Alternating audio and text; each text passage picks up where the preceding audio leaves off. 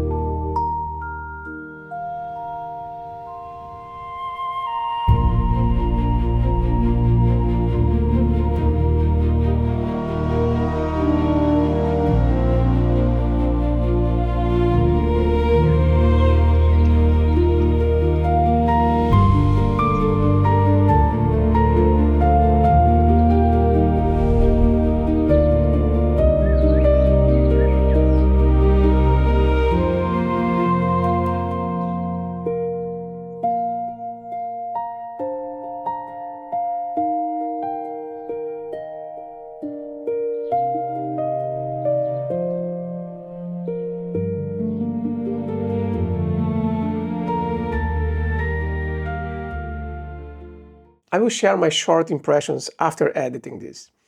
I actually don't like the results of the DJI LUT applied to the D-Log.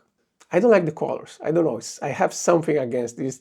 And checking the videos on YouTube, because I watched a lot, the Osmo Pocket 3 looks more balanced than the 4. Another problem that I realized, despite the fact this is a gimbal camera, is that it's not actually that useful to get really smooth shots. I will explain. Most of the times I needed to move the camera or forwards or sideways. And if I'm walking, I always have vertical shifts because of my natural movement. And this is not useful at all for professional presentation. I tried sideways. It's less, but still not so good. But here is the point. Some footage I could smooth out in post-production.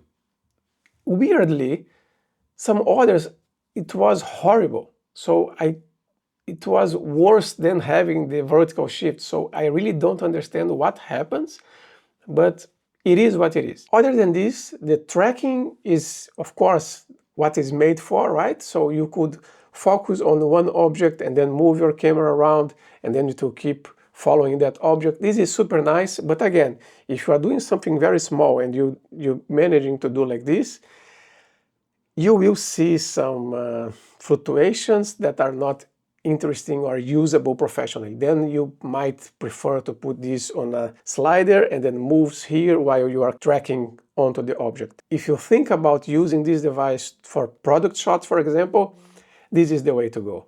Another option is to use the slow motion, where your motion will be stabilized. But if you speed up, then you see again the up and down movements, which breaks the sense of having a gimbal camera in these regards. Of course, you have the vlogging capability, so to keep the footage good while you are filming yourself. This is what it's made for, right? But I wanted to go further. I wanted to do something different. And also don't forget that I was filming a miniature. So any tiny movement from my hand would be very noticeable, which probably will happen less in a real-world scenario. This talking head is also being recorded by the DJI Osmo Pocket 4, so you can check the quality.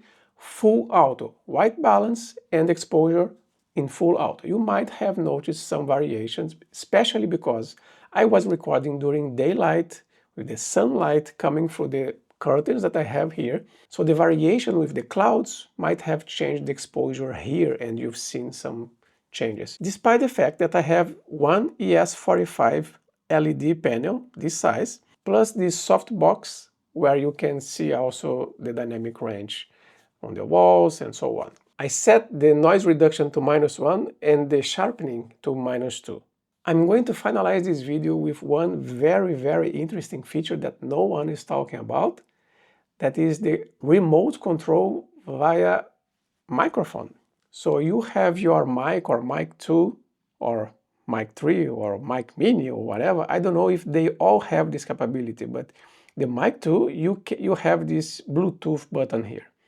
When it's paired, like this one is blue light here, I can press this button to start and stop recording remotely. So I don't need to be nearby my device to do this. So I'm going to do right now in 3, 2, 1. See you on the next video.